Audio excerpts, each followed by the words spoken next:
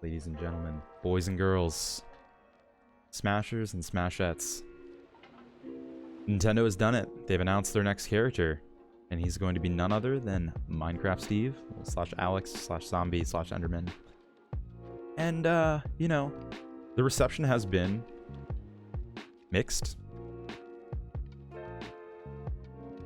I mean, for all of the tweets I've seen about people saying, if you don't want Minecraft Steve in the game, then you're lame. Or I've seen much more criticism for people being negative than I have seen actual criticism for this character, which is very interesting to me. So, but today what I want to talk about is maybe you're not excited about Minecraft Steve because, well, he's another quirky, looks to be potentially a zoner character. We've got plenty of those with Villager, Pac-Man, Wii Fit Trainer, you know, and there's plenty of other characters that people wanted to see. But I'm not really as interested in that topic today. The question I want to ask is, could Minecraft Steve ruin Smash Ultimate? Let's talk about that.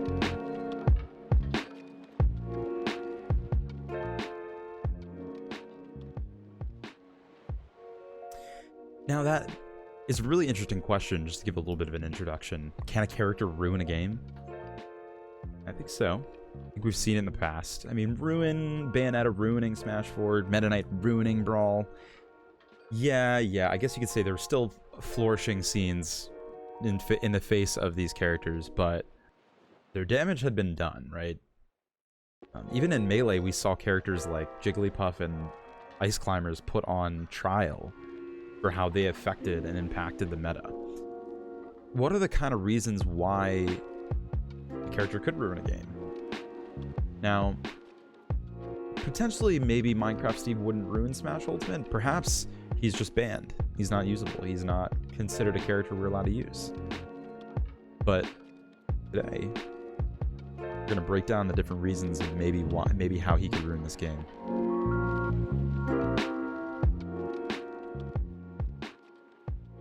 Infinites.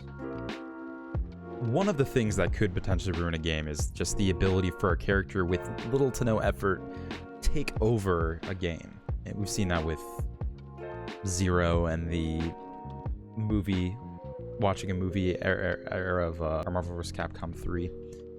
We've seen that with Ice Climbers recently, most recently with wobbling being banned. So why do I bring up Infinites? Well, when you look at the competitive stage list, there's something you'll very clearly notice a lack of. That's those hard walls. Anytime a stage contains hard walls, they're kind of looked at skeptically. And even in a game like Melee, there is a stage that has a hard wall. It's Pokemon Stadium. Well, has there been an issue with walls on Pokemon Stadium? Well, I'll let you watch. Oh my god, are we gonna... Very smart. So, he didn't want his shield to get broken. But, then again, he probably would have been stuck in this situation regardless.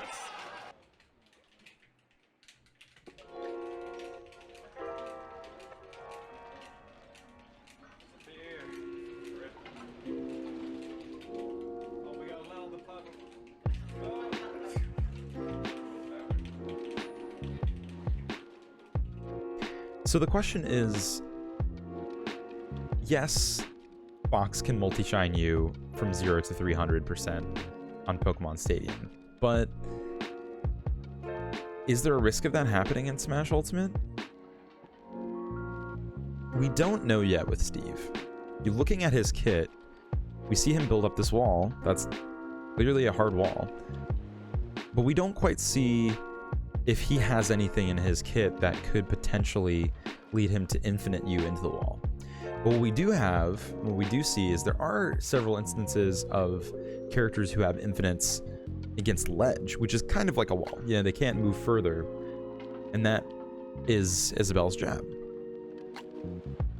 So I could say maybe in doubles, Minecraft Steve has an infinite with Isabelle, but does that mean Minecraft Steve should be banned from doubles because he provides a hard wall in which someone can infinite against? Well, there's a lot of infinites in doubles. Predominantly the one I can think of is the Ridley K rule infinite. And nobody bans Ridley or K rule in doubles, so why would we ban Minecraft Steve just because he has an additional tool to create an infinite? So this one's a bit shaky for me, the infinite territory. If Minecraft Steve has an easy to pull off infinite regarding placing a single block on the ground and then hitting the opponent into that block over and over again, now maybe we see a ban against that technique, but I don't think that would lead to a ban on Minecraft Steve in general. We need something a little bit more.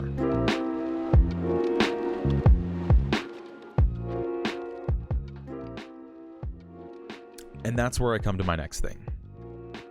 Sakurai mentioned that he needed to rework all of the stages to be able to function with blocks. And as someone that works in software, I'm kind of skeptical of their ability to rework all the stages without a single bug coming through in basically a non-full release cycle. Video game companies and video game designers are historically under immense pressure to get things done in a tight deadline. And this was the quarantine, where Nintendo was not without their fair share of issues. Perhaps there's bugs. You rework every stage and now there's bugs with it. For one thing I can think of off the top of my head, what happens when you start laying Minecraft Steve's blocks on a ledge? Does ledge grab still work? Does neutral get up work? How about a jump? So really here, the buggy nature of that rework to stages and the potential buggy rework to the stages causing issues like falling through the ground. I mean, Melee's a historically buggy game. You have Mewtwo's confusion that can rip people down through Battlefield and instant kill, and they just instantly die. And so potentially this rework to stages could introduce bugs. That's something to think about.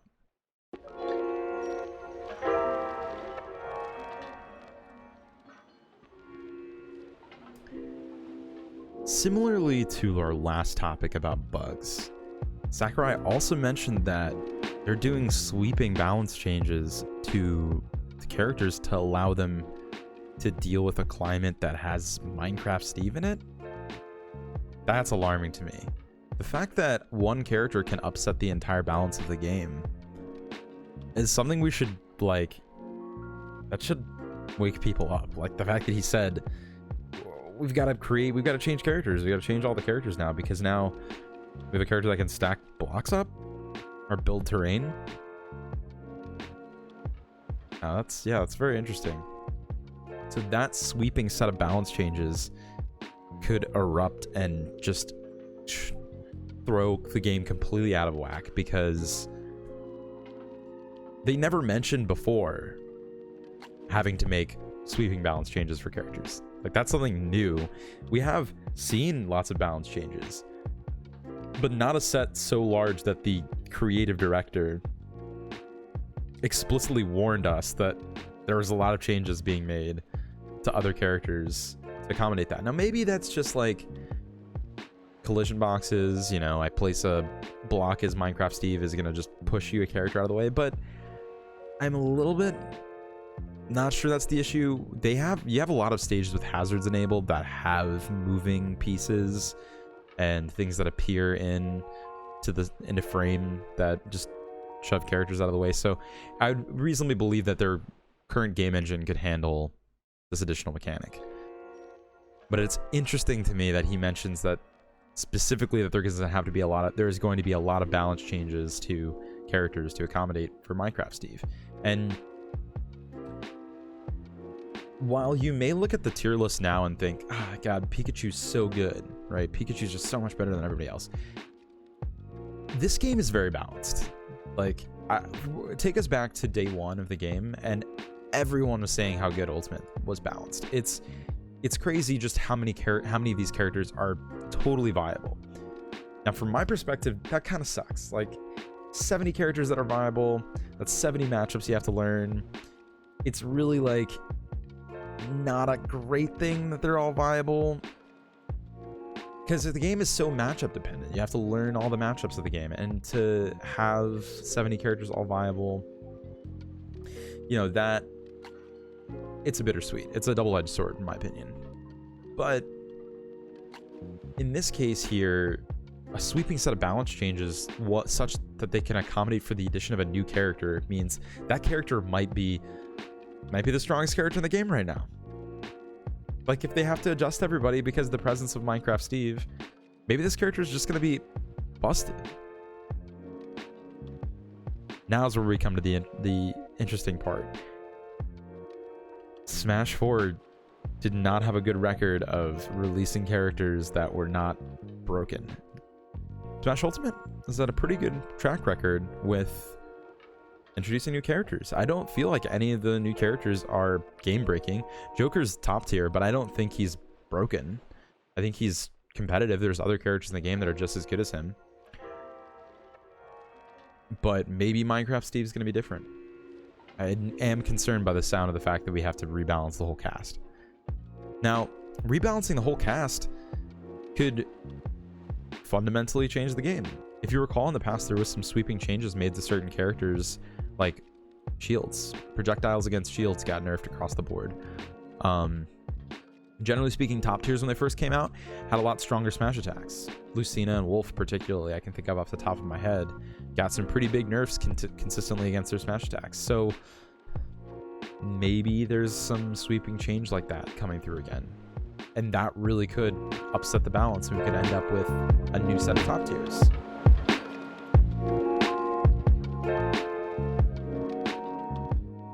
So what do I think?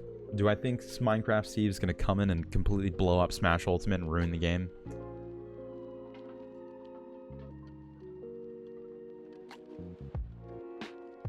I think there's a possibility that the introduction of his character could mean bugs or balance changes that cause the meta to crumble, or at least be shaken up a lot. I think the main mechanic that they're referring to, as I've mentioned, is placing blocks and what that means for blocking projectiles. Now, I don't know if projectiles that do a certain amount of damage go through. For example, a Samus charge shot. Will a Samus charge shot go straight through a block? What if he puts a line of blocks in front of him? Does it go through 2 blocks or 3 blocks? That's an interesting question. Maybe because it's a hard wall, while that blocks up, any projectiles just go into it and just die. Or maybe they just go straight through it. But that wouldn't make any sense for the character, so I don't think that's what we're going to see. I think we're going to see projectiles being hampered by the presence of these blocks, and maybe we're going to see some of those really strong projectile characters be adjusted towards less focus on their zoning tools. And in that case, I think Minecraft Steve would be great for this game. Now, I'm not going to lie, when I first saw Minecraft Steve, I'm just like, another quirky zoner that I'm just going to have to learn how to deal with. This sucks. Like, this is terrible. This is not what I wanted at all. Not that I don't love Minecraft. I love Minecraft, but I just, don't mix my Minecraft and Smash together, please. I don't like them for the same reasons. I don't think that character would work in Smash. I think he would hurt my experience with Smash. And that was because I thought, this character's going to wall me out and put projectiles in my face, and some good players going to get their hands on him and figure out some optimized planking strategy on the ledge, and I'm never going to be able to get to him. But you know, at least from that perspective, I think I've changed my tune. I watched this trailer a few more times, and I'm like kind of counting and seeing his abilities, and I'm trying to understand his kit. It's very clear that he has some ability to upgrade his equipment. You know, they show different versions of the pickaxe, they show different versions of the sword throughout, and it seems that he can mine and get materials to craft and upgrade his equipment as the game goes. And that kind of brings in the wall, right? Maybe he's walling you out so he can dig and upgrade his equipment, and then he gets big, and then you have to fight him up close. That's not that bad. That's pretty cool. It kind of sounds like Cloud, but he doesn't have as much range, which is one of the reasons why I don't particularly like playing against Cloud, is his range and his safe aerials. So I actually like Cloud's limit break mechanic. I think that's great. I think Cloud's limit break means that we're gonna play the game. We're gonna like interact with each other, because I don't want to let you charge your limit break, so I'm gonna rush you down. And so that's cool. I like that mechanic. And I think it'd be cool on Minecraft Steve too. I think that is going to pressure people to go in on him. Now, how the wall works out, that I think is going to be where we make or break this character, is in how that wall behaves. But his other abilities seem fine. There is like health or food items appearing throughout the video, and I'm not convinced that the fire thing makes a turkey. I think they did some clever editing. The fire thing looks like his down tilt. Oh wait, no, there is another ability. There's the laying down the TNT and the redstone trail, and then you're getting the pressure plate to detonate that. That's got to be one of those three. So the digging and the crafting table, probably the same thing. Once you get a material, you can use the crafting table with the same button. I would imagine that. The laying the blocks one, the winged up B, and the redstone trail. So that's like all of his specials. So I mean, that ignite thing is probably just a down tilt, and I don't think it actually spawns food. No, I don't think Minecraft Steve drops steaks when he gets upthrown by Wolf. Like, I don't see that being a thing. And that would just be, that would be very painful to like have to deal with all these like different food spawning things. So I don't think he's gonna be building up a wall and healing himself to full with his different stuff. I think he's gonna be building a wall, stacking up his upgrades, going for that diamond. Then like once he's in diamond mode, he's basically, it's kind of like Arsene, some people have said. And yeah, I think that's cool. I think that's cool. And the one thing would be like the TNT, but if we saw it, he places TNT, draws the redstone trail, and drops the pressure plate, which is a big, long setup thing. And then jumping on the pressure plate then detonates the TNT. So what I think we'll see is a little bit of zoning coming out from that TNT, probably in the edge trap game, the ledge trapping, placing a TNT, drawing the redstone out, shutting down that option, covering you with aerials, landing on the pressure plate to cover the other option if you don't, like if you neutral get up or something. And then really like using the walls to actually deal with zoners. And that's why I think he'd probably be pretty good, right? Like, I want a character that I think I can handle zoners with. I might actually play this character because I feel like he would be good into zoners. Wall them out, or use a wall to protect yourself against their zoning, and just build up your equipment to force them to actually approach you and make the game happen. So that, to me, I think his gameplay is going to be healthy. I think that sounds like a unique character, fun gameplay. He's got a top tier teabag, and yeah, I think that'll be fine. A little bit more skeptical about the balance changes, a little bit more skeptical about the stage changes, potential for bugs, like I mentioned, and of course, there's always a concern with infinites when you introduce a hard wall. So, but it's interesting. We're gonna have to see how it plays out. These are my theories.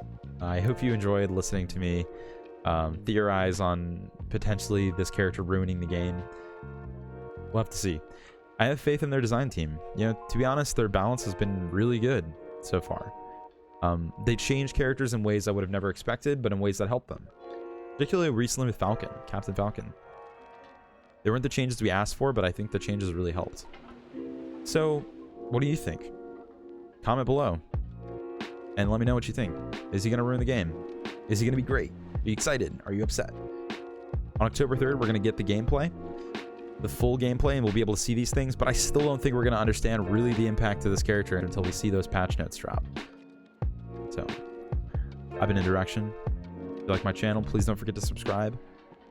If you like hanging out with me, links are below to my Twitch. You can come hang out. I stream every Tuesday, Thursday, Sunday, about the same time, around like 7:30 Eastern time, PM, for about 3 or 4 hours. And I just love if all you guys came by and hung out. It'd be great. Peace.